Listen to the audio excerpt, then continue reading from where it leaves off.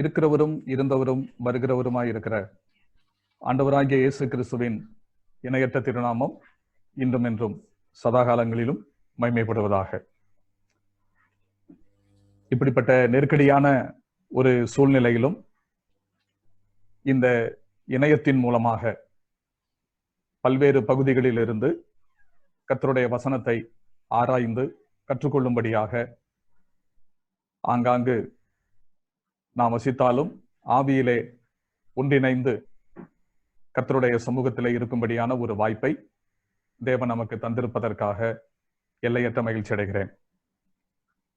இந்த நாட்களிலே நம்முடைய வேத பாடத்திற்கென்று ஆண்டவராகிய இயேசு கிறிஸ்துவின் ஒலிவுமலை பிரசங்கத்தை தெரிவு செய்து அந்த ஒலிவுமலை பிரசங்கத்தினுடைய உண்மையான பொருள் என்னென்ன என்பதை பற்றி படித்து அறிய வேண்டும் என்ற நோக்கத்தோடு அந்த விஷயத்தை நாம் ஆரம்பித்திருக்கிறோம். 2 செய்திகள் இதுவரை முடிவடைந்திருக்கின்றன. ஏற்கனவே கேட்ட உங்களுக்கும் புதிதாக யாராவது இதில் இணைந்திருந்தால் அவர்களுக்கும் இந்த விஷயத்தினுடைய தொடர்ச்சி கிடைக்க வேண்டும், திரும்ப நினைப்பூட்ட வேண்டும் என்ற நோக்கத்தோடு கடந்த 2 செய்திகளிலாக சிந்தித்த குறிப்புகளை ஒவ்வொரு வாசகத்திலே நினைப்பூட்டிவிட்டு இந்த நாளிலே நாம் சிந்திக்க போகிற விஷயத்திற்கு நேராக நாம் கடந்து செல்ல வேண்டும் என்று விரும்புகிறேன். முதல் செய்தியிலே ஒலிவுமலை பிரசங்கத்தை நாம் ஆய்வு செய்து படிக்க வேண்டியதின் அவசியம் என்ன என்பதை முதலாவதாக பார்த்தோம். வேதத்தில் பல விஷயங்கள், பல வேத பகுதிகள் தவறாக புரிந்து கொள்ளப்பட்டிருப்பதை போல கிறிஸ்தவ உலகத்தில் ஆண்டவராகிய இயேசு கிறிஸ்துவனுடைய மலை பிரசங்கமும் தவறாக புரிந்து கொள்ளப்பட்டிருக்கிற ஒரு வேத பகுதி. ஆகவே அதை நாம் ஆய்ந்து படிக்க வேண்டியது அவசியமானதால் அதை நாம் படிக்க ஆரம்பித்திருக்கிறோம். மத்தேயு எழுதின நற்செய்தி நூலிலே 13ஆம் அதிகாரத்தில் பரலோக ராஜ்யத்தை பற்றி, இறையரசை பற்றி 7 உவமைகள் சொல்லப்பட்டிருப்பதை நாம் காணலாம். அதிகமாக தவறான விளக்கங்கள் கொடுக்கப்படுகிற ஒரு வேத பகுதி மத்தேயு 13ஆம் அதிகாரம்.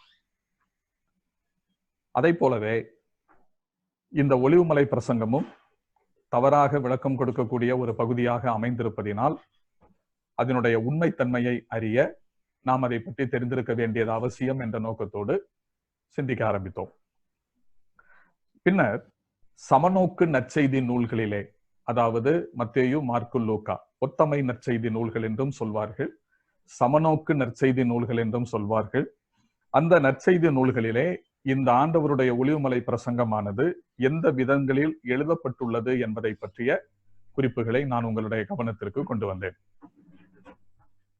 மூன்றாவதாக மத்தேயு நற்செய்தி நூலின் சிறப்பு அம்சங்கள், ஆண்டவராகிய இயேசு கிறிஸ்து சிறப்பு அம்சங்கள், அத்தோடு கூட ஆண்டவராகிய இயேசு கிறிஸ்துவினுடைய ஊழியத்தோடு சம்பந்தப்படுத்தி மத்தேயு நற்செய்தி நூலை ஒரு பகுப்பாய்வு செய்தோம்.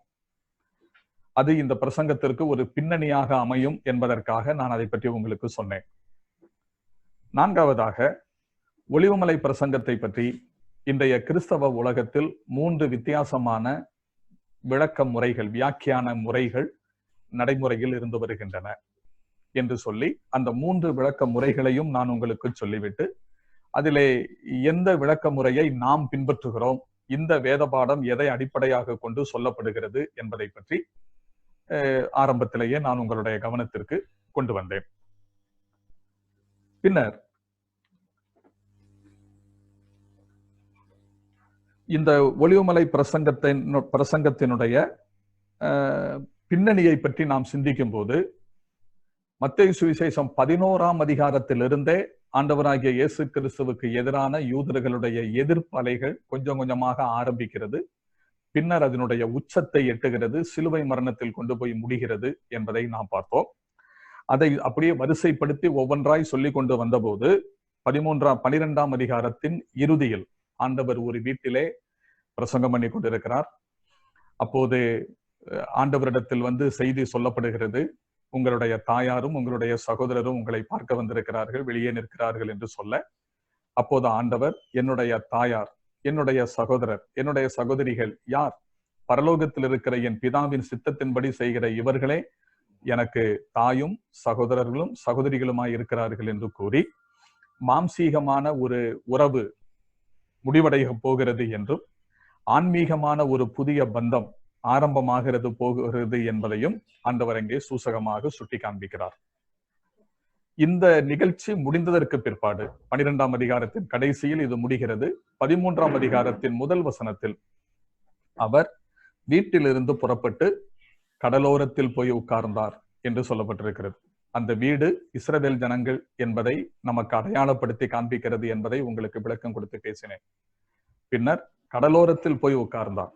அது புறஜாதி உலகத்தை நமக்கு சித்தரித்து காண்பிக்கிறது. ஆகவே யூதர்களிலிருந்து தேவனுடைய கிருபையின் பிரவாகம் புறஜாதியாரின் பக்கம் பாய்ந்து செல்லுகிறதை நாம் அங்கே பார்க்கிறோம். பின்னர் உள்ள நிகழ்ச்சிகள் எல்லாம் அதைத்தான் நமக்கு சுட்டி காண்பிக்கிறது.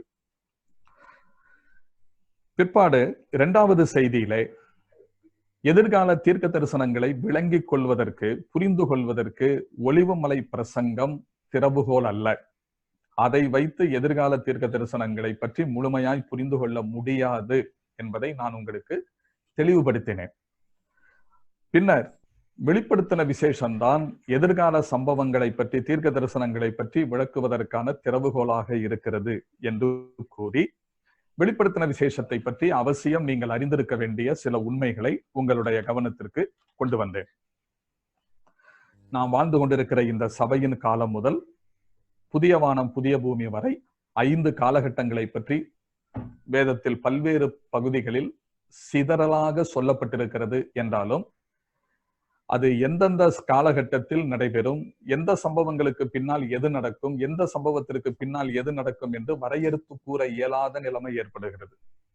ஆனால் வெளிப்படுத்தின விசேஷத்தில் எதிர்கால சம்பவங்கள் அதனுடைய வரிசை ஒழுங்குப்படி நமக்கு சொல்லப்பட்டிருக்கிறபடியினாலும் ஆண்டவராகிய இயேசு கிறிஸ்து இந்த பூமியிலே வாழ்ந்தபோது வெளிப்படுத்தப்படாத பல ரகசியங்கள், அவர் இந்த உலக வாழ்க்கையை முடித்துக்கொண்டு பரலோகத்திற்கு சென்றதற்கு பிற்பாடு பிதாவாகிய தேவன் அவருக்கு வெளிப்படுத்தினதையும், அது வெளிப்படுத்தின விசேஷத்தின் மூலமாக வெளிப்படுத்தப்பட்டு கிடைத்திருக்கிறது என்பதை பற்றியும் நாம் விரிவாகவே சிந்தித்தோம்.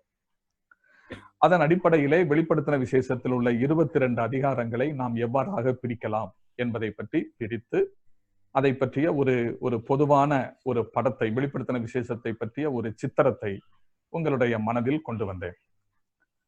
இந்த அடித்தளத்தில் நின்று கொண்டு நாம் ஒலிவமலை பிரசங்கத்தை ஆராய வேண்டும் என்பதை சொல்லி கடந்த 2 செய்திகளை முடித்தேன். இது கடந்த 2 செய்திகளில் நாம் சிந்தித்த நம்முடைய சிந்தனைகளின் சுருக்கம். இப்போது இந்த அடித்தளத்தில் இருந்து கொண்டு இந்த நாளில் இருந்து நாம் சிந்திக்க போகிற விஷயங்களை இப்பொழுது நாம் பார்க்க போகிறோம். இந்த ஒலிவமலை பிரசங்கத்தை பற்றி, ஆண்டவரை பற்றி யோசித்துக் கொண்டு இருந்த போது இன்னொரு சிந்தனையும் அப்படியே மனதில் வந்தது. அது என்னவென்றால், ஆண்டவரை பற்றி சிந்தித்துக் கொண்டிருக்கிற வேளையில், அவரால் சொல்லப்பட்ட இந்த ஒலிவமலை பிரசங்கத்தை பற்றி யோசித்துக் கொண்டிருக்கிற வேளையில மோசே நினைவுக்கு வந்தார். அவரை பற்றிய சிந்தனை அப்படி மனதில் வந்தது. மோசேயையும் இயேசு கிறிஸ்துவையும் ஒப்பீடு செய்து பார்க்க வேண்டிய அந்த ஒரு சிந்தனை திடீரென்று வந்தது. ஆகவே அதை பற்றி யோசிக்க ஆரம்பித்தேன். ஏனென்றால் மோசே ஆண்டவராகிய இயேசு கிறிஸ்துவை குறித்து முன்னதாக அறிவித்திருக்கிறார். உபாகம புஸ்தகம் 18ஆம் அதிகாரம்.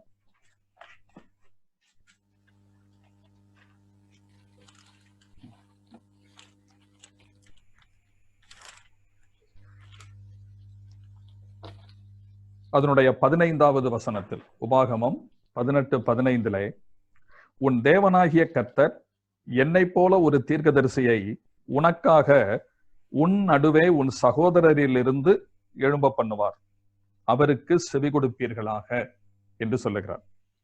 அப்போ மோசேயை போன்ற ஒரு தீர்க்கதரிசியை தேவன் இஸ்ரவேல் ஜனங்களின் நடுவிலிருந்து எழும்ப பண்ணுவார் என்று மோசே தீர்க்க தரிசனமாக முன்னறிவித்திருக்கிறார். இது கர்த்தராகிய இயேசு கிறிஸ்துவில் அப்படியே நிறைவேறினது என்பதை நாம் பார்க்க முடியும். குறிப்பாக அப்போஸ்தல நடபடிகளின் புஸ்தகத்திலே 3ஆம் அதிகாரத்தில் அது கிறிஸ்துவில் நிறைவேறிற்று என்ற உண்மையை நாம் அறியலாம். அப்போஸ்தலர் 3வது அதிகாரம் அதனுடைய 22, 23 வசனங்களை பாருங்கள்.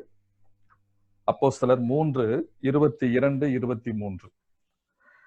மோசே பிதாக்களை நோக்கி, உங்கள் தேவனாகிய கர்த்தர் என்னைப் போல ஒரு தீர்க்கதரிசியை உங்களுக்காக உங்கள் சகோதரரிலிருந்து எழும்ப பண்ணுவார். அவர் உங்களுக்கு சொல்லும் எல்லாவற்றிலும் அவருக்கு செவி கொடுப்பீர்களாக. அந்த தீர்க்கதரிசியின் சொற்கேளாதவன் எவனோ அவன் ஜனத்தில் இராதபடிக்கு நிர்மூலமாக்கப்படுவான் என்றான் என்று இங்கே அப்போஸ்தலர்கள் தங்களுடைய பிரசங்கத்திலே சொல்லுகிறதை நாம் பார்க்கிறோம். அப்போ ஆண்டவராகிய இயேசு கிறிஸ்துவில் அது நிறைவேறிற்று என்பதை இந்த பகுதி நமக்கு சுட்டி காண்பிக்கிறது. மேலும் அப்போஸ்தலர் நடபடிகள் 7ஆம் அதிகாரம் 37வது வசனத்தில் முதல் இரத்த சாட்சியான ஸ்தேவான் தம்முடைய பிரசங்கத்தில் மோசே சொன்ன அந்த தீர்க்க தரிசனத்தை மேற்கோள் காட்டி அது இயேசு கிறிஸ்துவில் நிறைவேறினதாக அழகாக சொல்லுகிறார். மோசையை பற்றி அறிமுகம் செய்யும் போது சொல்லுகிறார் பாருங்கள், 37. இஸ்ரவேல் புத்திரரை நோக்கி, உங்கள் தேவனாகிய கர்த்தர் உங்கள் சகோதரரில் இருந்து என்னைப் போல ஒரு தீர்க்கதரிசியை உங்களுக்காக எழும்ப பண்ணுவார். அவருக்கு செவி கொடுப்பீர்களாக என்று சொன்னவன் இந்த மோசேயே என்று நாம் வாசிக்கிறோம். இவ்வாறு மோசே தன்னை போன்ற ஒரு தீர்க்கதரிசியை ஆண்டவர் இஸ்ரவேல் ஜனங்களின் நடுவில் இருந்து எழும்ப பண்ணுவார் என்று உரைக்க, அந்த தீர்க்க தரிசனமானது கர்த்தராகிய இயேசு கிறிஸ்துவில் நிறைவேறினதாக புதிய ஏற்பாட்டிலே நாம் பார்க்கிறோம். இதை மீண்டும் உறுதிப்படுத்துகிறது இன்னொரு நிகழ்வு. பிலிப்பு செசரியா பகுதிகளில் ஆண்டவர் சஞ்சரித்துக் கொண்டிருக்கும் போது ஜனங்கள் என்னை யார் என்று சொல்லுகிறார்கள் என்று ஜனங்களுடைய அபிப்பிராயத்தை அறிந்து கொள்ள விரும்பின ஆண்டவர் என்ன செய்தார்? சீசர்களிடத்திலே கேட்டார், ஜனங்கள் என்னை பற்றி என்ன சொல்லுகிறார்கள் என்று. மக்களுடைய சிந்தனையை பிரதிபலித்து சீடர்கள் பதிலளித்தனர். உடனே ஆண்டவர் சீசர்களை பார்த்து கேட்டார், நீங்கள் என்ன சொல்லுகிறீர்கள்? அந்த சம்பவம் நமக்கு நன்றாக தெரியும். அப்போ மக்களுடைய சிந்தனையை பிரதிபலித்து சீடர்கள் சொல்லும் போது 16ஆம் அதிகாரம் 14வது வசனத்திலே, அதற்கு அவர்கள், சிலர் உம்மை யோவான் ஸ்நானன் என்றும், சிலர் எலியா என்றும், வேறு சிலர் எரேமியா என்றும், அல்லது தீர்க்கதரிசிகளில் ஒருவர் என்றும் சொல்லுகிறார்கள் என்றார்கள். அல்லது தீர்க்கதரிசிகளில் ஒருவர் என்றும் சொல்லுகிறார்கள் என்றார்கள். இந்த இடத்தில் தீர்க்கதரிசிகளில் ஒருவர் என்று சொல்லும் போது மோசையினால் உரைக்கப்பட்ட என்னை போன்ற ஒரு தீர்க்கதரிசியை எழும்ப பண்ணுவார் என்று சொன்னாரே, அந்த வசனம் மக்களுடைய சிந்தனையில் இருந்திருக்க வேண்டும். ஆகவே அப்படி குறிப்பிடுகிறார்கள் என்பதை நாம் புரிந்து கொள்ள முடியும். அப்போ ஆண்டவராகிய இயேசு கிறிஸ்து மோசையை போன்ற ஒரு தீர்க்கதரிசி, அது கிறிஸ்துவில் நிறைவேறிற்று. இனி கிறிஸ்து என்ன செய்கிறார்? கிறிஸ்துவை பற்றி புதிய ஏற்பாடு மீண்டும் போதிக்கும் போது அவர் மோசையை விட பெரியவர் என்று சொல்லப்பட்டிருக்கிறதை நாம் பார்க்கலாம். என்னை போல ஒரு தீர்க்கதரிசி என்று மோசை சொல்ல, புதிய ஏற்பாடு ஆண்டவரை பற்றி சொல்லும் போது மோசையை விட பெரியவர். இதை நமக்கு அழகாக சித்தரிக்கின்ற வேத பகுதி எபிரேயர் 3ஆம் அதிகாரம். எபிரேயர் 3ஆம் அதிகாரத்தின் 5வது 6வது வசனங்களை வாசிக்கும் போது இந்த உண்மை சொல்லப்பட்டிருக்கிறதை நீங்கள் புரிந்து கொள்ள முடியும். கிறிஸ்துவானவர் மோசையை விட பெரியவர் என்று அங்கே சொல்லப்பட்டிருக்கிறது. அதை நீங்கள் வாசித்தால் உங்களுக்கு புரிந்து கொள்ள முடியும்.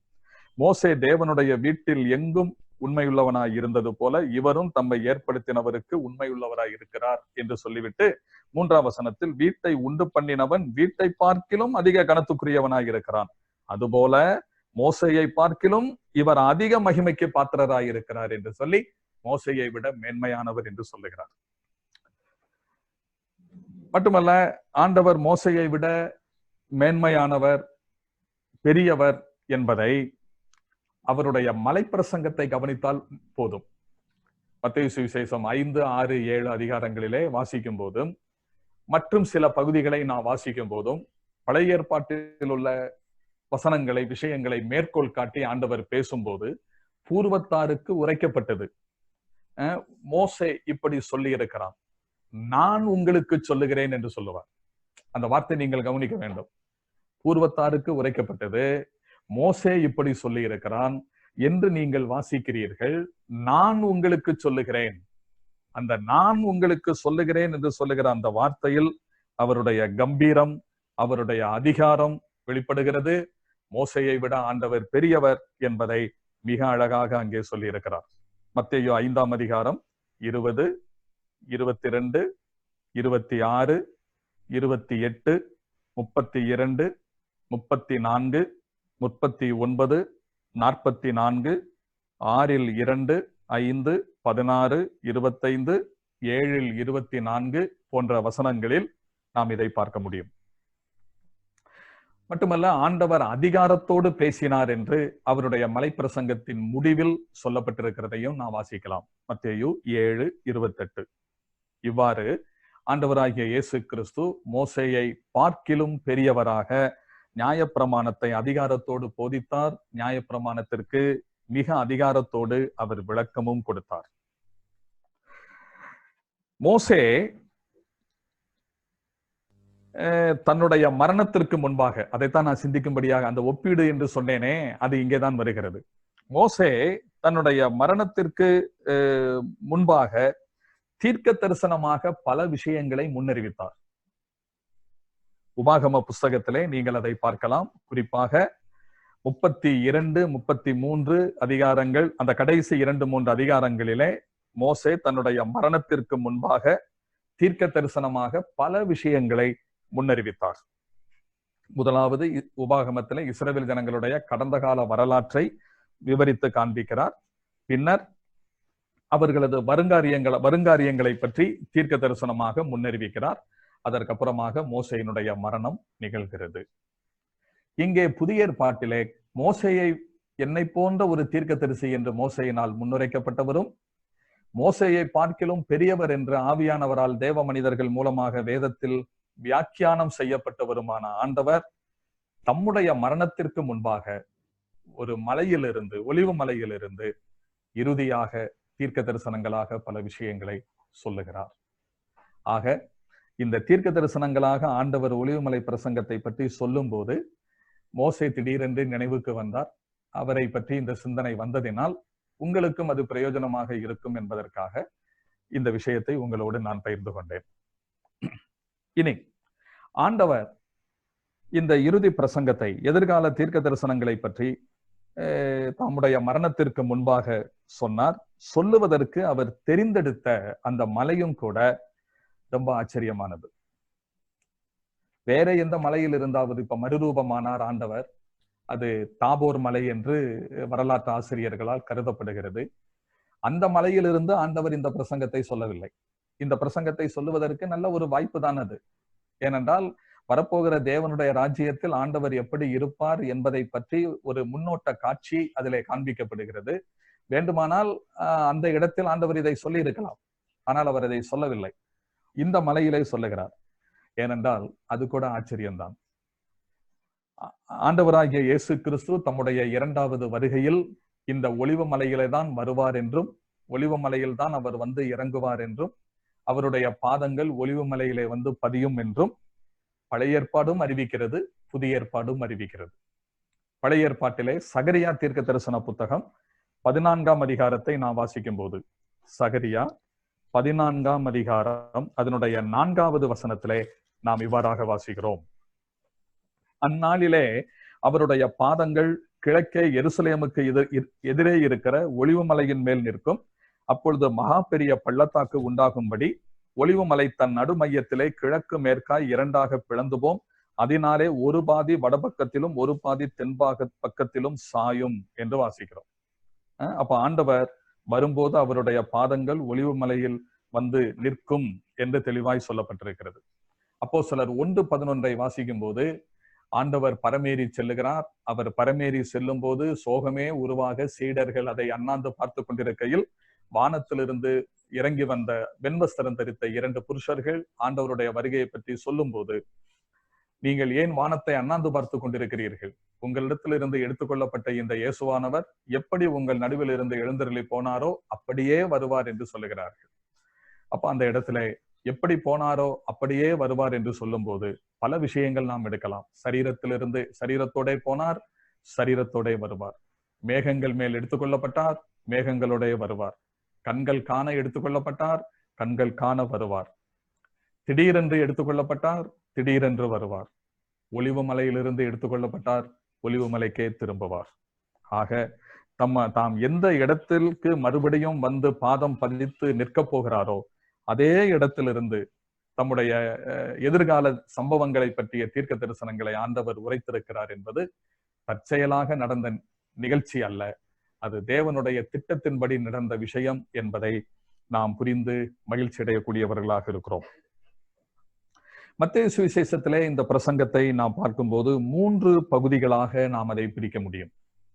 24ஆம் அதிகாரத்தின் 4வது வசனத்திலிருந்து 44வது வசனம் வரை ஒரு பகுதி. பின்னர் 24ஆம் அதிகாரத்தின் 45வது வசனத்திலிருந்து அடுத்த பகுதி. அந்த பகுதியிலே அவருடைய உரையாடலின் தன்மை மாறுகிறதை நீங்கள் பார்க்கலாம். உவமைகள் மூலம் ஆண்டவர் பேசுகிறார். அதாவது உண்மையும் உத்தமமான ஊழியக்காரனை பற்றிய பொல்லாத ஊழியக்காரன் மற்றும் பொல்லாத ஊழியக்காரன் இவர்களை பற்றிய உவமை, 10 கன்னிகைகளின் உவமை, தாளந்துகளின் உவமை, இவைகளெல்லாம் இந்த பகுதியிலே சொல்லப்பட்டிருக்கிறதை நாம் பார்க்க முடியும். அதுபோல 25ஆம் அதிகாரத்தின் 31 முதல் 46 வரை உள்ள வசனங்களிலே செம்மறியாடு வெள்ளாடுகளின் உவமை சொல்லப்பட்டிருக்கிறதை நாம் பார்க்க முடியும். இப்படி இந்த மத்தேயு சுவிசேஷம் 24ஆம் அதிகாரத்தில் சொல்லப்பட்டிருக்கிற இந்த ஒலிவுமலை பிரசங்கத்தை இவ்வாறு 3 பகுதியாக நாம் பிரிக்கலாம். இந்த அடித்தளத்தை நாம் மனதில் வைத்துக்கொண்டு இப்போது நாம் உள்ளே பிரவேசிப்போம். 24ஆம் அதிகாரம், மத்தேயு சுவிசேஷம் 24ஆம் அதிகாரத்திலே நாம் வாசிக்கும் போது இப்படியாக சொல்லப்பட்டிருக்கிறது. முதல் 2 வசனங்கள். இயேசு தேவாலயத்தை விட்டு புறப்பட்டு போகையில் அவருடைய சீஷர்கள் தேவாலயத்தின் கட்டடங்களை அவருக்கு காண்பிக்க அவரிடத்தில் வந்தார்கள். இயேசு அவர்களை நோக்கி, இவைகளையெல்லாம் பார்க்கிறீர்களே, இவ்விடத்தில் ஒரு கல்லின் மேல் ஒரு கல் இராதபடிக்கு எல்லாம் இடிக்கப்பட்டு போகும் என்று மெய்யாகவே உங்களுக்கு சொல்லுகிறேன் என்றார் என்று நாம் வாசிக்கிறோம். அப்ப இந்த இடத்துல ஆண்டவரிடத்தில் சீடர்கள் வருகிறார்கள். தேவாலயத்தின் கட்டடங்களை அவருக்கு காண்பிக்க அவரிடத்தில் வந்தார்கள். அப்படிதான் இங்க மத்தேயு சொல்றார். ஆனா லூக்கா சொல்லும் போது இது கூட இன்னொரு வார்த்தையை சேர்த்து சொல்லுவார். அவர் என்ன சொல்றாரு பாருங்க. லூக்கா சொல்லும் போது அவர் சொல்லுகிற விஷயம் 21ஆம் அதிகாரம், லூக்கா 21ஆம் அதிகாரம், அதனுடைய 5வது 6வது வசனங்கள். பின்பு சிறந்த கற்களினாலும் காணிக்கைகளினாலும் தேவாலயம் அலங்கரிக்கப்பட்டிருக்கிறதை குறித்து சிலர் சொன்னபோது அப்படின்னு வாசிக்கிறோம். மார்க்கு இதை பத்தி என்ன சொல்றாரு? 13ஆம் அதிகாரம்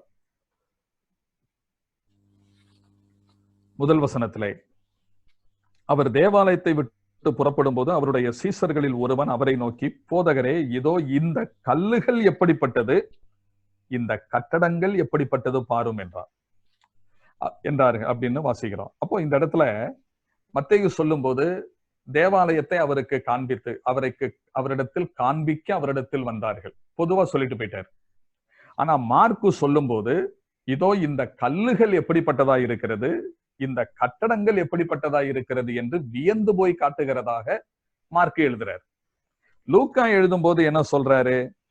சிறந்த கற்களினாலும் சிறந்த காணிக்கைகளினாலும் தேவாலயம் அலங்கரிக்கப்பட்டிருக்கிறதை குறித்து சிலர் சொன்னபோது. அப்ப ஆக மொத்தம் தேவாலயம் மிக அலங்காரமாக இருக்கிறது. சிறந்த கற்களினாலும் காணிக்கைகளினாலும் அலங்கரிக்கப்பட்டிருந்த ஒரு ஆலயம். பொதுவாக யூதர்களுக்கு மத உணர்வு மிக அதிகம். அதிலும் தங்களுடைய யாவே ஆகிய கடவுளின் தேவாலயத்தை குறித்து, குறிப்பாக இந்த காலத்தில் இருந்த தேவாலயத்தை குறித்து அவர்கள் அதிக பெருமை உள்ளவர்களாக காணப்பட்டார்கள். அந்த ஆலயமும் அப்படிப்பட்டதாகத்தான் இருந்தது. அந்த ஆலயத்தை பற்றி நீங்கள் இவ்வளவு யூதர்கள் பெருமையாய் சொல்லுவதற்கு, அதை நினைத்து அவர்கள் பெருமைப்பட்டுக் கொள்வதற்கு பல காரணங்கள் இருக்கின்றன. பொதுவாக யூதர்கள் மத்தியிலே இப்படி ஒரு வழக்க சொல் இருப்பதாக சொல்லுவார்கள். அந்த காலத்திலேயே, அந்த தேவாலயம் இருக்கின்ற காலகட்டத்தில் என்ன சொல்லுவார்களாம்? வாழ்க்கையிலே ஒரு தடவையாவது எருசலேமையும் எருசலேமின் இருக்கிற தேவாலயத்தையும் காணாதவர்கள் பிறவி பயனை அடையாதவர்கள் என்று சொல்வார்களாம். இப்போ வாழ்க்கையில எருசலேமையும் எருசலேமில் உள்ள தேவாலயத்தையும் வாழ்க்கையில ஒரு தடவை பார்க்காதவங்க அவங்க பிறவி பயனை அடையாதவர்கள். அந்த அளவுக்கு தங்களுடைய எருசலேம் நகரத்தை குறித்தும் தேவாலயத்தை குறித்தும் அதிக பெருமை உள்ளவர்களாக இருந்தார்கள் யூதர்கள். ஆண்டவருடைய சீடர்களும் அதற்கு விதிவிலக்கல்ல. அப்படி என்ன இந்த தேவாலயத்துல விசேஷம் இருக்கிறது என்ற ஒரு கேள்வி எழும். அந்த கேள்விக்கு பதில் என்னவென்றால், கொஞ்சம் நம்ம வரலாற்றில் பின்னாடி போக வேண்டியது அவசியம். ரோம பேரரசு தான் அந்த காலகட்டத்தில் இஸ்ரவேல் தேசத்தை, பலஸ்தீனாவை ஆண்டு வந்தார்கள் என்பதை நாம் அறிவோம். அப்போ பரந்து விரிந்த ரோம பேரரசு தங்களுடைய நிர்வாகத்தின் வசதிக்காக அந்தந்த பிரதேசங்களை அந்தந்த பகுதியிலே இருக்கிற மன்னர்களிடம் ஒப்புவித்து அவர்கள் மூலமாக தங்களுடைய அதிகாரத்தை செயல்படுத்தி வந்தார்கள். இன உணர்வும் மத உணர்வும் கொண்ட அவர்கள் நேரடியாக தாங்கள் ஆட்சி செய்வதை விரும்ப மாட்டார்கள் என்ற காரணத்திற்காக அவர்களில் ஒருவரையே தெரிவு செய்து அவர்கள் மூலமாக தங்களுடைய ஆட்சி நிர்வாகத்தை நடத்தி வந்தார்கள். அப்படி அந்த நிலையில்தான் கிமு 40வது வருடத்தில், கிறிஸ்து பிறப்பதற்கு முன் 40 வருடங்களுக்கு முன்பு, மகா ஏரோதுவை ரோமர்கள் யூதர்கள் மீது ராஜாவாகன்னு சொன்னா ஒரு பொம்மை ராஜாவாக ஏற்படுத்தினார்கள். முழுக்க முழுக்க செயல்படுவது ரோம பேரரசு. ஆனா பேருக்காக மட்டும்தான் இந்த ராஜா இருந்தான். அப்படித்தான் வரலாறு சொல்லுகிறது. ஆனால் இவனுடைய கெட்ட சுபாவம், வஞ்சகமான செயல், துன்மார்க்கமான வாழ்க்கை, கொடிய ஜீவியம், இவைகளினாலே யூதர்கள் மத்தியிலே செல்வாக்கு இழந்து போயிருந்த ஒரு மனிதனாக இருந்தான் இந்த ஏரோது. இந்த ஏரோதுவினுடைய காலகட்டத்தில், அவனுடைய வயதான காலகட்டத்தில் ஆண்டவராகிய இயேசு கிறிஸ்து இந்த உலகத்தில் பிறந்தார். ஆக அவரை 2 வயதிற்குட்பட்ட பிள்ளையாக இருக்கும்போது ஆண்டவரை கொலை செய்வதற்கு தூண்டின அந்த ஏரோதும் இந்த கொடியவன் தான் என்பதை மறந்துவிடக்கூடாது. அதனாலே தன்னுடைய கொடூரமான சுபாவங்களினாலும் நடவடிக்கைகளினாலும் தன்னை வெறுக்கின்ற யூதர்கள் தனக்கு எதிராக கலகம் பண்ணி தன்னுடைய ராஜ்யத்திற்கு முடிவை கொண்டு வந்துவிடக் கூடாது என்பதற்காக மதத்திற்கு முக்கியத்துவம் கொடுக்கிற யூதர்களை அவர்களுடைய மத உணர்வை மதித்து மத ரீதியாக அவர்களுக்கு செய்ய வேண்டிய காரியங்களை செய்தால் அவர்கள் தனக்கு சாதகமாக நடந்து கொள்வார்கள் என்ற எண்ணத்தோடு மத ரீதியாக பல நல்ல விஷயங்களை செய்தான். அதில் ஒன்று, அவர்களுடைய தேவாலயத்தை மிக பிரம்மாண்டமான முறையிலே புதுப்பித்து கட்டினான். செருபாபேல், அதாவது பாபிலோன் சிறையிருப்பில் இருந்து திரும்பி வந்த யூதர்கள், செருபாபேலுடைய தலைமையில், கோரேஸ் மன்னனுடைய உத்தரவின் பேரில் செருபாபேலுடைய தலைமையில் அந்த ஆலயத்தை கட்டி முடித்தார்கள். அதனுடைய வீர வரலாறு எஸ்ராவினுடைய புஸ்தகத்திலே சொல்லப்பட்டிருக்கிறதை நாம் பார்க்கிறோம். ஒரு மிகுந்த போராட்டத்தின் நடுவில் ஏறக்குறைய 20 ஆண்டு காலங்களிலாக 20 வருடமாக அந்த ஆலயம் கட்டி முடிக்கப்பட்டது. பிற்பாடு சில நூற்றாண்டுகளுக்கு பிற்பாடு அந்தியோக்கியஸ் எப்பிபானஸ் என்ற மன்னன் பன்றிகளை தேவாலயத்தில் பலி செலுத்தி அந்த தேவாலயத்தினுடைய புனிதத்தன்மையை கெடுத்தான். அத்தோடு தேவாலயம் தீட்டுப்பட்டதினால் அது பல சிதைந்து போன நிலைமையிலே காணப்பட்டது. அப்ப இதை திரும்ப எடுப்பித்து புதுப்பித்து கட்டினால் யூதர்கள் தனக்கு சாதகமாக இருப்பார்கள், அவர்களுடைய பிரியத்தை சம்பாதிக்கலாம் என கருதி இந்த தேவாலயத்தை கட்டுவதற்கான முயற்சியிலே இறங்கினான் ஏரோது. இதை சொல்லும் போது இன்னொரு ஞாபகத்துக்கு வருது. இவனுடைய வழியிலே வந்த இவனுடைய பின் சந்ததி, அவனும் ஒரு ஏரோது. அவனை குறித்து அப்போஸ்தலர் 12ஆம் அதிகாரத்திலே வாசிக்கிறோம். யாக்கோபை பட்டயத்தினாலே கொலை செய்தான் ஏரோது. யாக்கோபை கொலை செய்தது யூதருக்கு பிரியமாயிருக்கிறது என்று கண்டு பேதுருவையும் கொலை செய்ய வகை தேடினான் அப்படின்னு வாசிக்கிறோம். அப்ப அப்பனுக்கு இருக்கிற புத்தி அப்படியே வருகிறத நம்ம இங்க பாக்குறோம். அப்ப என்னன்னா, யூதர்களை பிரியப்படுத்துவதற்காக, தங்களுடைய ராஜ்யத்தை தக்க வைத்துக் கொள்வதற்காக எந்த இழிச்செயலையும் செய்ய தயங்காதவன் அப்படிங்கிறத நம்ம இதன் மூலமாக புரிந்து கொள்ளுகிறோம். ஆனா இப்ப அவங்களுடைய மத உணர்வை மதித்து அவங்களுடைய பிரியத்தை சம்பாதிப்பதற்காக அவன் இதை செய்தான். செருபாபேல் கட்டின அந்த ஆலயத்திலிருந்து 2 மடங்கு இந்த தேவாலயத்தினுடைய உயரத்தை கூட்டினான். அப்படித்தான் அதை பற்றி வரலாறு சொல்லுகிறது. அது மட்டுமல்ல, இத்தாலி நாட்டிலிருந்து இறக்குமதி செய்யப்பட்ட பல வர்ணங்கள் கொண்ட,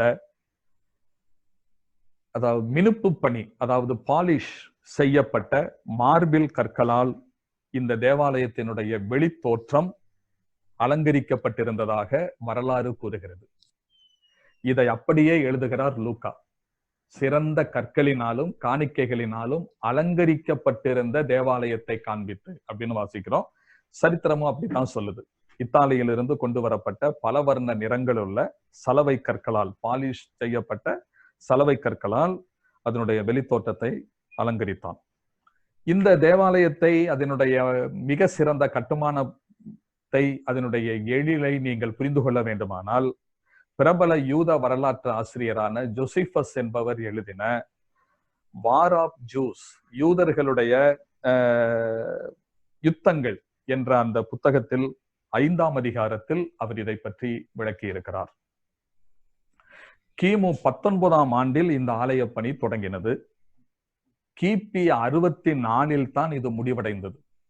யோசித்து பாருங்க, கிமு 19 இந்த ஆலய பணி தொடங்கி கிபி 64 முடிந்தது. 10,000 பேர் இந்த ஆலய கட்டுமான பணியிலே ஏரோதுவினால் நியமனம் செய்யப்பட்டிருந்தார்கள் என்று வரலாறு கூறுகிறது.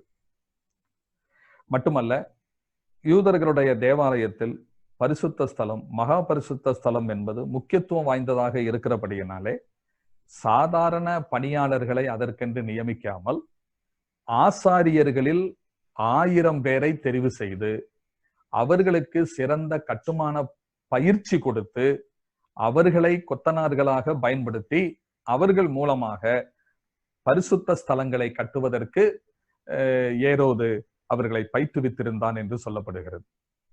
இந்த ஆலயத்தினுடைய முக்கிய பகுதியை மட்டும் கட்டி முடிப்பதற்கு 10 ஆண்டுகள் எடுத்துக்கொண்டன அப்படின்னு சொல்றதிலிருந்து இது எவ்வளவு சிறப்பாக கொண்டு வரப்பட்டிருக்கிறது என்பதை நாம் அறியலாம். கிமு 9 ஏரோது ஆட்சியில் அமர்ந்த அந்த நாளை கொண்டாடுகின்ற அந்த தினத்தன்று இந்த ஆலயத்திற்கு அவன் பிரதிஷ்டை செய்ததாக 19 ஆரம்பித்தான். முக்கிய பகுதி 10 ஆண்டுகளில் முடிந்தது. 9வது வருடத்தில் கிமு 9 தன்னுடைய ஆட்சியில் அமரச் செய்த அந்த வருஷத்தை கொண்டாடுகின்ற அந்த நாளிலே இதற்கு அவன் பிரதிஷ்டை செய்தான் என்று சரித்திரம் கூறுகிறது. ஆனால் முழுமையாய் பணி முடிவடையவில்லை தேவாலய பணி. ஆனால் இந்த பிரதிஷ்டை நடந்து முடிந்தது. வேலைகள் நடந்து கொண்டேதான் இருந்தன. இந்த ஆலயம் ஆண்டவராகிய இயேசு கிறிஸ்து கட்டப்படுகிற வாழ்ந்து கொண்டிருந்த காலகட்டத்தில் அன்றைக்கு வாழ்ந்த யூதர்கள் இந்த ஆலயத்தை பற்றி சொல்லும் போது இது 46 வருடங்களாக கட்டப்பட்ட ஆலயம், 3 நாளைக்குள்ளே இடித்து கட்டுவேன் என்று இவர் சொல்லுகிறாரே என்று சொன்னார்கள் அல்லவா? அப்ப அது அவர்கள் வாழ்ந்த அந்த காலகட்டத்தில் அது 46 வருடங்களாக ஏறக்குறைய கட்டப்பட்டு அதனுடைய பணி தொடர்ந்து கொண்டிருந்தது என்பதை நாம் அறிகிறோம். ஆலயமும் அதை சார்ந்த இடமும் 2350 அடி சுற்றளவு உள்ளதாக சொல்லப்படுகிறது.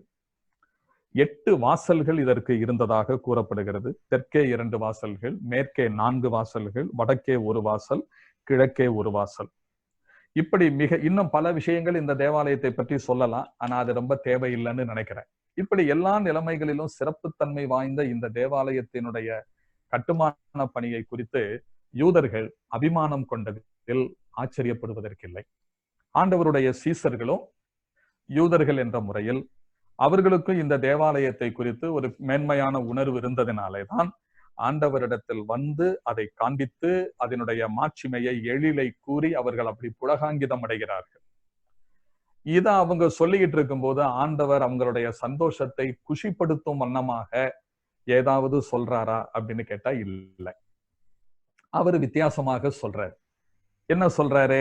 அது 3 நற்செய்தி நூல்களிலேயுமே நம்ம வாசிக்கிறோம். அவர் என்ன சொல்றாரு, இப்ப இந்த கட்டடத்தை நீங்க பாக்குறீங்களே, ஒரு கல்லின் மேல் ஒரு கல் இராதபடிக்கு இது என்ன செய்யும், இடிக்கப்பட்டு போகும் அப்படின்னு சொல்றாரு. இது அவங்களால ஜீர்ணிக்க முடியல. அப்போ இந்த தேவாலயம் இடிக்கப்பட்டு போகும் அப்படின்னு சொன்ன உடனே அது உங்களுக்கு வியப்பாக இருக்கிறது.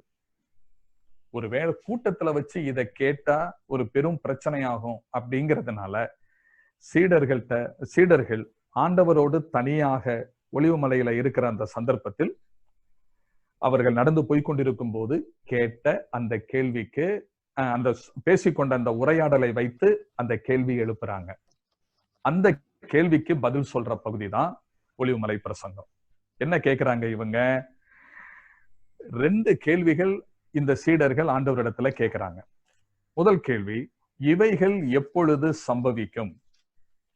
இவைகள் எப்பொழுது சம்பவிக்கும் என்று சொன்ன இந்த கேள்வி நமக்கு சந்தேகத்துக்கு இடமில்லாதவாறு புரிகிறது. தேவாலயம் ஒரு கல்லின் மேல் ஒரு கல் இராதபடிக்கு இடிக்கப்பட்டு போகும் அப்படின்னு சொல்றீங்களே, இது எப்ப நடக்கும்? அதுதான் அவங்க தெரிஞ்சுக்கணும்னு விரும்புற முதல் விஷயம். 2வது அவங்க கேட்ட கேள்வி என்ன? உம்முடைய வருகைக்கும் உலகத்தின் முடிவுக்கும் அடையாளம் என்ன அப்படிங்கிற கேள்வி கேட்கிறாங்க. எங்களுக்கு சொல்ல வேண்டும். ஆக 2 கேள்வி. 3ஆக கூட பிரிக்கலாம். ஆனா 2வது கேள்வி அதுல 2 பகுதி அடங்கி இருக்குது. ஆனா ஒன்றோடு ஒன்று தொடர்புடையதாக இருக்குது அப்படிங்கிறதுனால அது 2ஆகவே இணைச்சு சொல்லப்பட்டிருக்கு. 3ஆக சிந்தித்தாலும் தப்பில்லை. 2 கேள்விகளாக சிந்தித்தாலும் தவறில்லை. இப்ப அவங்க அவசியம் தெரிந்து கொள்ள வேண்டிய விஷயம் என்ன அப்படின்னா, இவைகள் எப்பொழுது சம்பவிக்கும்? அதாவது தேவாலயம் ஒரு கல்லின் மேல் ஒரு கல் இராதபடிக்கு இடிக்கப்பட்டு போகும்னு சொல்றீங்களே, இது எப்ப நடக்கும்? அதோடு கூடுதலான கேள்வி கேட்கிறாங்க, உம்முடைய வருகைக்கும் உலகத்தின் முடிவுக்கும் அடையாளம் என்ன? அப்ப இந்த கேள்விக்கு ஆண்டவர் சொல்ற பதில் தான் ஒலிவுமலை பிரசங்கம் அப்படின்னு நமக்கு தெரியுது. நம்ம அதை வாசிக்கிறோம். ஆனா இதுல ஒரு விஷயத்தை நீங்க புரிந்து கொள்ள வேண்டியது அவசியம். என்ன விஷயத்தை நீங்க தெரிந்து கொள்ளணும் அப்படின்னு கேட்டா,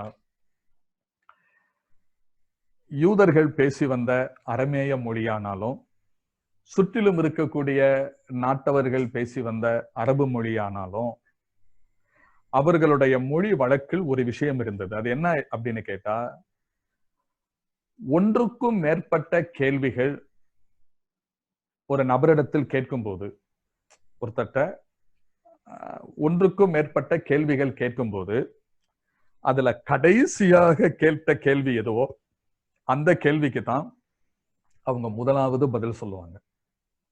அது அவங்களுடைய வழக்கம். அது அப்போ ஆண்டவராகிய இயேசு கிறிஸ்துட்ட இவங்க இந்த 2 கேள்வி கேட்கிறாங்க, அல்லது 3 கேள்வி கேட்கிறாங்க. மத்தேயு இதை எழுதும் போது அந்த முதல் கேள்வி வருது பாருங்க, இவைகள் எப்பொழுது சம்பவிக்கும்? தேவாலயம் இடிக்கப்பட்டு போகும்னு சொல்றீங்களே, இவைகள் எப்பொழுது சம்பவிக்கும்னு கேட்கிறாங்கல்ல, அந்த கேள்விக்கான பதில மத்தேயு சொல்லல. அவர் அங்கே குறிப்பிடவில்லை. அவரு பேசுறது எல்லாமே வருகையோடு சம்பந்தப்பட்ட 2வது 3வது கேள்விகளுக்கு தான் அவர் அதிகமாக பதில் சொல்றார். ஆனா ஆண்டவர் அந்த எருசலேமின் அழிவை பற்றி சொன்ன விஷயங்கள் லூக்கா தம்முடைய நற்செய்தி நூலிலே எழுதியிருக்கிறார். இதை நீங்க லூக்கா எழுதின நற்செய்தி நூலின் 21ஆம் அதிகாரத்திலே நாம் பார்க்க முடியும். லூக்கா 21ஆம் அதிகாரத்தில் நாம் அதை பார்க்கலாம். லூக்கா 21ஆம் அதிகாரத்திற்கு வாருங்கள்.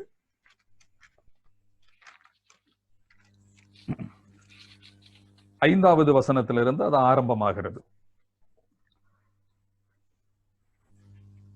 அவங்க கேட்கிற கேள்வி 5வது வசனத்துல நம்ம வாசிக்கிறோம்.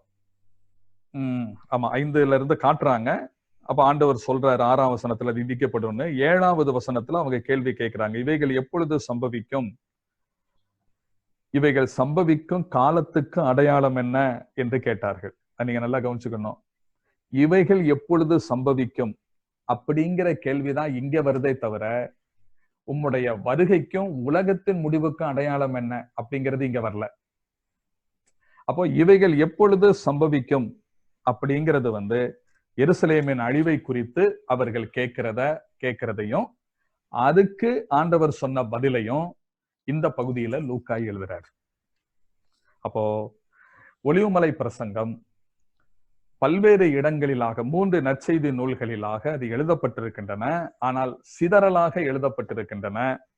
எதிர்கால நிகழ்ச்சியோடு வருகையோடு சம்பந்தப்பட்ட விஷயங்களை நமக்கு அதிகமாக தொகுத்து தந்திருக்கிறவர் மத்தேயு தான் என்பதை நாம் அறிகிறோம். சரி, அப்ப இதுல இவைகள் எப்பொழுது சம்பவிக்கும் அப்படின்னு சொல்லும்போது அதுக்கான அடையாளங்களை சொல்றார். 8வது வசனத்துல இருந்து வாசிக்கும் போது அதுக்கான அடையாளங்களை சொல்றாரு. ஆனா இந்த குறிப்பிட்ட இந்த சந்தர்ப்பத்துல இந்த அழிவு நடக்கும் அப்படிங்கிறத சொல்லல. எப்படி தம்முடைய வருகைக்கான அடையாளங்களை கேட்டபோது குறிப்பாக வருகை எப்பொழுது நடக்கும் அப்படிங்கிறத குறிப்பிட்டு சொல்லாம அதுக்கான அடையாளங்களை சொல்லி வருகை பற்றிய விஷயத்த சொல்றாரோ, அது மாதிரி இந்த தேவாலயத்தினுடைய அழிவை பற்றி சொல்லும் போதும் அடையாளங்களை சொல்றார். இந்த தேவாலயத்தினுடைய அழிவு பற்றி ஆண்டவருக்கு தெரியுமா அப்படின்னு கேட்டா தெரியும். அது எப்ப நடக்குங்கிறது அவருடைய அறிவுல நல்லாவே தெரியும். ஆனா அவர் சொல்லல, அடையாளங்களை மட்டும் சொல்லிட்டு விடுறார். இப்ப நமக்கு ஒரு கேள்வி எழும்புது. என்ன கேள்வி எழும்புது? அவர் தேவன் தானே, வருகையை பற்றிய விஷயத்தை அவர் சொல்லாம விட்டுருக்கிறாரு. சரி, நம்ம ஆயத்தப்படணும் அப்படிங்கிறதுக்காக வருகையை பற்றிய விஷயத்த சொல்லாம விட்டுருக்கிறாருன்னு வச்சுக்கிடுவோம். எருசலேமினுடைய தேவாலயத்தினுடைய அழிவு எப்ப நடக்குங்கிறது தான் அவருக்கு தெரியுமே, அதை ஏன் அவர் சொல்லாம விட்டுருக்கிறாரு? வெளிப்படையா அவர் அதை சொல்லாம விட்டது ஏன் அப்படிங்கிற ஒரு கேள்வி நம்முடைய மனசுல எழும்புது. இந்த கேள்விக்கு பதிலை உங்களுடைய கவனத்திற்கு நான் கொண்டு வரணும் அப்படின்னு நான் நினைக்கிறேன். ஏன் ஆண்டவர் வந்து அந்த வருகை, அந்த தேவாலயத்தினுடைய அழிவை பற்றிய விஷயங்களை ஏன் அவர் தெளிவா சொல்லாம இருக்கிறாரு அப்படிங்கிறதுக்கான காரணத்தை நான் உங்களுக்கு சொல்லணும்னு நினைக்கிறேன். ஆண்டவருக்கு தெரியும் இது கிபி 70 இது நடக்க போகுது அப்படின்னு. அது அதே மாதிரி நடக்கவும் செய்தது, இது அவருக்கு தெரியும். ஆனா அது சொல்லாம இருக்கிறதுக்கு காரணம் என்ன அப்படின்னு கேட்டா, இந்த நிகழ்ச்சி நடக்கிறதுல இருந்து, இந்த ஒலிவுமலை பிரசங்கம் அவர் செய்யறதுல இருந்து ஏறக்குறைய ஒரு 53 நாட்களுக்கு பின்னாடி, இந்த ஒலிவுமலை பிரசங்கம் ஆண்டவர் செய்யறதுல இருந்து ஒரு 53 நாட்களுக்கு பின்னாடி ஒரு முக்கியமான சம்பவம் நடக்க போகுதுங்கிறது ஆண்டவருக்கு நல்லா தெரியும். சீசர்களுக்கு தெரியாது, ஆனா ஆண்டவருக்கு நல்லா தெரியும். வேதத்தை படிக்கிற உங்களுக்கும் அந்த 53 நாளைக்கு பின்னாடி நடக்க போறது என்னன்னு இப்ப நான் சொல்லாமலேயே உங்களுக்கும் தெரியும் அல்லவா? ஆண்டவராகிய இயேசு கிறிஸ்து அந்த வாரத்துல இந்த சம்பவம் நடந்து முடிஞ்சதுக்கு அப்புறம், இந்த நிகழ்ச்சிக்கு அப்புறம் அடுத்த வெள்ளிக்கிழமை வந்து பஸ்கா பண்டிகை நாளிலே அவர் மரணம் அடைய போறாரு. மரணம் அடைகிற ஆண்டவர் அடுத்த 3ஆம் நாளிலே உயிர்த்தெழ போகிறாரு. உயிர்த்தெழுந்ததற்கு அப்புறமாக 40 நாள் அளவு இந்த உலகத்துல சஞ்சரிக்க போகிறாரு. 40வது நாள்ல அவர் வந்து பரமேறி போக போறாரு. அப்படி போனதுக்கு அப்புறம் ஏற்கனவே யோவான் எழுதின சுவிசேஷத்துல சொல்லி இருக்கிறபடி அவர் வந்து பரிசுத்த ஆவியாகிய தேற்றரவாளனை அனுப்ப போறாரு. அவர் பரிசுத்த ஆவியானவர் வருவதோடு கூட ஆண்டவரால் முன்னறிவிக்கப்பட்ட, மத்தேயு சுவிசேஷம் 16ஆம் அதிகாரத்தில் ஆண்டவரால் முன்னறிவிக்கப்பட்ட சபையானது, புதிய ஏற்பாட்டு சபையானது பூமியிலே ஆரம்பமாக போகிறது. இது ஆண்டவருக்கு நல்லா தெரியும். அதனாலதான் அவர் உயிர்த்தெழுந்ததற்கு பிற்பாடு 40 நாள் அளவும் இந்த பூமியிலே சஞ்சரித்து 40வது நாள்ல எடுத்துக்கொள்ளப்படும் போது தம்முடைய சீசர்களோடு ஒலிவுமலையில இருக்கிற நேரத்துல சொன்னாரு, யோவான் உங்களுக்கு ஜலத்தினாலே ஞானசானம் கொடுத்தான், இன்னும் சில நாளைக்குள்ளே நீங்கள் பரிசுத்த ஆவியினாலே ஞானசானம் பெறுவீர்கள். ஆகையால் என்னிடத்தில் கேட்ட பிதாவினுடைய வாக்குத்தத்தம் நிறைவேற நீங்கள் எருசலேமை விட்டு போகாமல், நகரத்தை விட்டு போகாமல் எருசலேமிலே காத்திருங்கள் அப்படின்னு சொன்னார். அப்போ பரிசுத்த ஆவியானவர் ஒரு குறிப்பிட்ட நாள்ல வரப்போறாரு, இன்னும் சில நாளைக்குள்ளே அப்படின்னு அவர் சொல்றாரு. அது எந்த நாளுங்கிறது அவருக்கு தெரியும். அப்புறம் அது பழைய ஏற்பாட்டினுடைய பஸ்கா, அந்த 50ஆம் நாள் பண்டிகையினுடைய நிறைவேறுதல் என்பதும் ஆண்டவருக்கு தெரியும். நம்ம பின்னாடி வேதத்தை படிக்கும் போது நாமும் அதை புரிஞ்சிருக்கிறோம். ஆனா சீசர்களுக்கு அது எப்போதுங்கிறது தெரியாது. அதன்படி சீசர்கள் இருந்தாங்க எருசலேம்ல. 10வது அவர் எழுந்து போனதிலிருந்து 10வது நாள், உயிர்த்தெழுந்ததிலிருந்து 50வது நாளில் பரிசுத்த ஆவியானவர் வந்தார். சபை உருவானது. அப்படி சபை உருவாகி அந்த சபையின் மூலமாக சுவிசேஷம் அந்த சபை அங்க உருவாக போகிறது. சபை அங்கே ஒரு குறிப்பிட்ட காலம் வரைக்கும் தங்கி இருக்க போகிறது. அங்கிருந்து சபையானது வளரப் போகிறது. அங்கிருந்து சபையானது உலகம் முழுதும் பரவ போகிறது. இதையெல்லாம் அவர் அறிந்திருந்ததினால் தாமா இன்னொரு 50, 53, 55 நாட்களுக்கு பின்னாடி ஆரம்பிக்க போகிற அந்த சபை, அதனுடைய வளர்ச்சி, அதனுடைய ஊழியங்கள், இவைகளுக்கு எந்த விதமான தடையும் வந்துவிடக் கூடாது, அதனாலே பிரச்சனைகள் வரக்கூடாது என்பதற்காக ஆண்டவர் இந்த எருசலேமின் தேவாலயத்தை பற்றிய அழிவு அவருக்கு நன்றாக தெரிந்திருந்தாலும் வெளிப்படையாக சொல்லாமல், இப்பதான் அது நடக்கும், இந்த வருஷத்துல நடக்கும் அப்படின்னு சொல்லாம அடையாளங்களை மட்டும் அவர் சொல்றாரு அப்படிங்கிறத நீங்க புரிஞ்சுக்கிட வேணும். அப்ப ஆண்டவர் சொன்னது மாதிரியே கிபி 70 எருசலேம் தேவாலயம் அழிந்தது. இந்த எருசலேம் தேவாலயத்தினுடைய அழிந்த அந்த வரலாறு, அது ஒரு மிகப்பெரிய வரலாறு. அதை நம்ம சொல்லும் போது, சிந்திக்கும் போது கொஞ்சம் அதிகமாக நேரம் எடுக்கும். ஆனா ரொம்ப நெகிழ்ச்சியா இருக்கும், ரொம்ப கொடூரமாக இருக்கும். அங்க நடந்த இந்த நிகழ்ச்சிகளை எல்லாம் சொல்லும் போது, இப்ப அதெல்லாம் சொன்னா வரலாற்று ரீதியாக நிறைய குறிப்புகள் சொல்ல வேண்டியது வரும். அதனால அது வேண்டாம்னு நினைக்கிறேன். உங்களுக்கு வாய்ப்பு இருந்தா நீங்க இந்த சம்பவங்களை எல்லாம் கண்கூடாக பார்த்த ஒரு யூதன், வரலாற்று ஆசிரியர் ஜோசிபஸ், அவர் எழுதின யூத வரலாற்று நூலில் இந்த விஷயங்களை ரொம்ப தாராளமா சொல்லியிருக்கிறார். கண்கண்ட சாட்சியானதுனால ரொம்ப தெளிவாகவே அவர் அதை பற்றி எழுதியிருக்கிறார். நீங்க இணையத்துல போனீங்கன்னா நீங்க அதை பார்க்கலாம். அதுவும் இல்லாம தமிழ் மொழியில கூட எருசலேம் அழிந்தது எப்படி அப்படின்னு HP ராஜ்குமார் என்ற ஒருவர் ஒரு புஸ்தகத்தை எழுதியிருக்கிறார். அவர் பல நூல்களை எழுதியிருக்கிறவர். அவர் ஒரு சின்ன புஸ்தகம் எழுதியிருக்கிறாரு. அதை நீங்க வாசிக்கும் போதும் கூட இந்த எருசலேமின் அழிவை குறித்த வரலாற்று நிகழ்வுகளை தொகுத்து அவர் சொல்லி இருக்கிறத நீங்க பார்க்க முடியும். அதனால அதை தெரிஞ்சுக்கிறதுக்கு உங்களுக்கு வாய்ப்புகள் இருக்குது அப்படிங்கிறதுனால இப்ப நான் அதன் பக்கமாக ரொம்ப போக விரும்பல. நமக்கு வேத விளக்கங்கள் அதிகம் அப்படிங்கிறதுனால நான் அந்த விஷயத்த உங்களுடைய சிந்தனைக்கு கொண்டு வரணும் அப்படின்னு நான் நினைக்கிறேன். ஆண்டவர் சொன்னபடியே கிபி 70 இந்த தேவாலயம் அழிக்கப்பட்டது. 66 ரோமருக்கு எதிராக யூதர்கள் புரட்சி செய்தார்கள். அந்த பல சந்தர்ப்பங்களில், பல கட்டங்களிலாக அந்த யுத்தம் நடந்து கொண்டிருந்தது. பிற்பாடு 70 முற்றிலுமாய் ரோமர்கள் ஜெயித்தார்கள். யூதர்கள் தோற்கடிக்கப்பட்டார்கள். 93,000 யூதர்கள் கைதிகளாக கொண்டு போகப்பட்டார்கள். பல லட்சம் யூதர்கள் ஆயிரக்கணக்கான யூதர்கள் கொல்லப்பட்டார்கள். அது ரொம்ப உருக்கமான ஒரு நிகழ்ச்சி. அன்னைக்கு சிதறிப்போன யூதர்கள் சொந்த நாட்டை விட்டு ஏறக்குறைய 2000 ஆண்டுகளாக 1914 வரை முற்றிலுமாய் தங்களுடைய தாய்நாட்டை விட்டு போய்விட்டார்கள். முதலாவது பிரவேசம் உள்ளே அனுமதி அவர்களுக்கு 1914 முதல் 18 வரை நடந்த முதலாம் உலக போரினுடைய விளைவாக தாய்நாட்டுக்குள்ளே பிரவேசிப்பதற்கான வாய்ப்பு கிடைத்தது. பிற்பாடு 2ஆம் உலக போர் முடிந்ததோடு கூட அது ஒரு தனி ராஜ்யமாக உருவாயிற்று.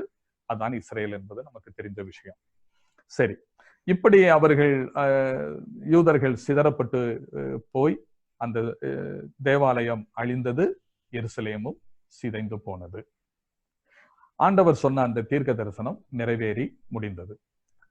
அதுல நான் சொன்னேன் அல்லவா, அந்த பல கட்டங்களாக அந்த யுத்தங்கள் நடந்தது அப்படின்னு. நீங்க லூக்கா சுவிசேஷத்தை வாசிக்கும் போது யுத்தங்கள் நடக்கும், அப்புறம் பஞ்சங்கள் ஏற்படும் அப்படிங்கிறதெல்லாம் சொல்றதும், அது போலவே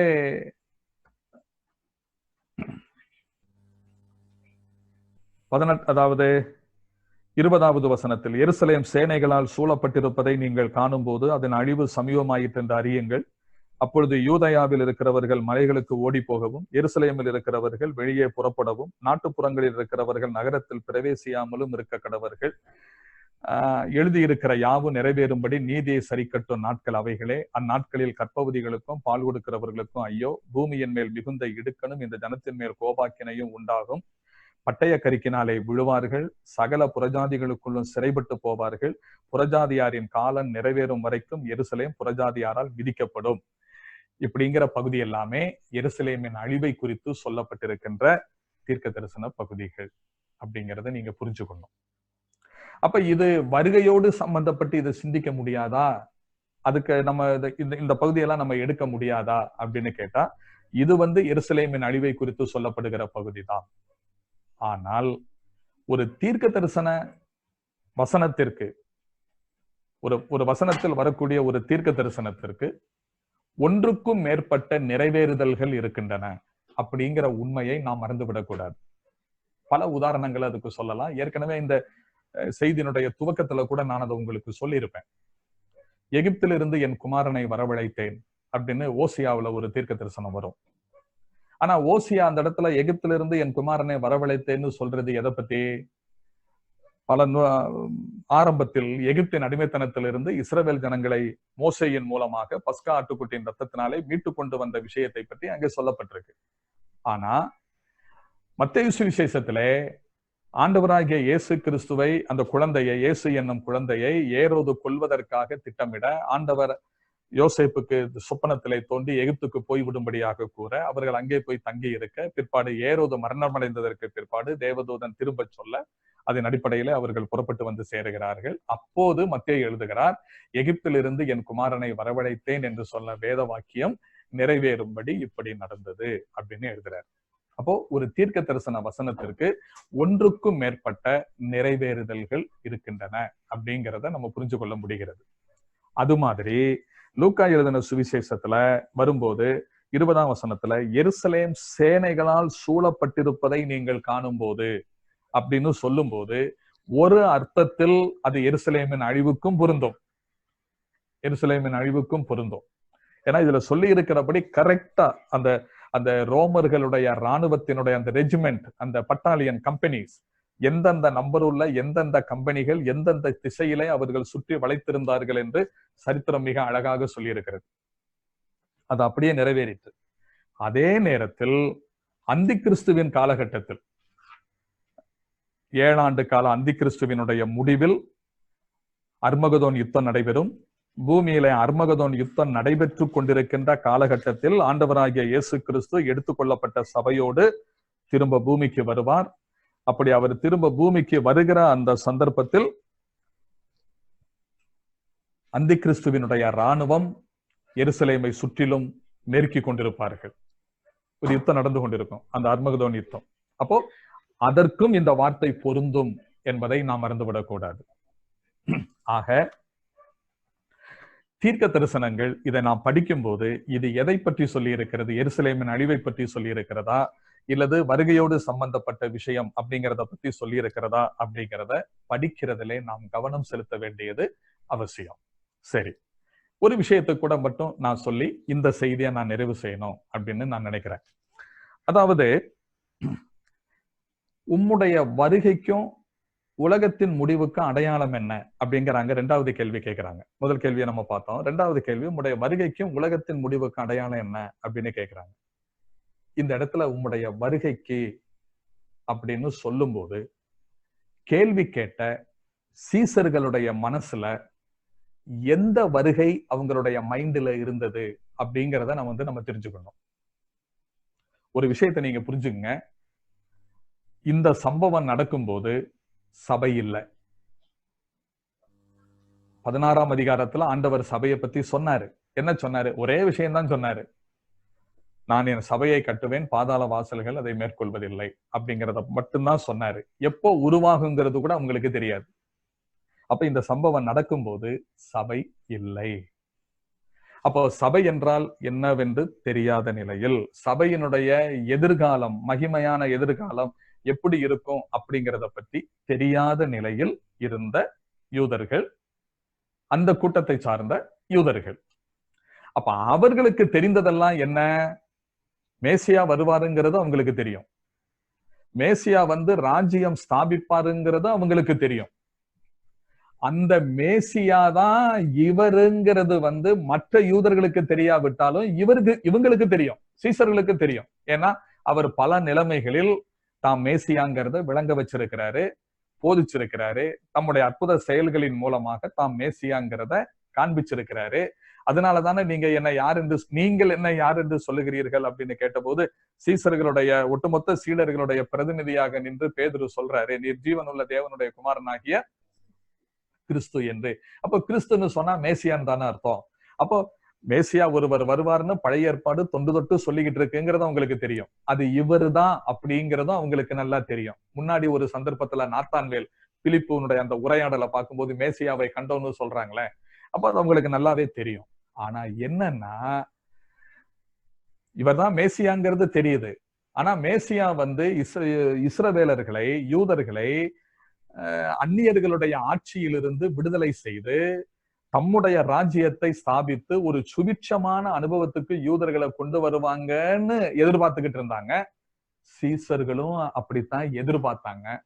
ஆனா அதுக்கான ஒரு அடையாளமும் இவங்கிட்ட தெரியல, ஆண்டவர்கிட்ட தெரியல. ஆண்டவர்கிட்ட தெரியலன்னா உடனே இப்ப அவங்களுமே குழப்பமாகறாங்க. இத சொல்லும் போது இன்னொரு உதாரணம் ஞாபகத்துக்கு வருது.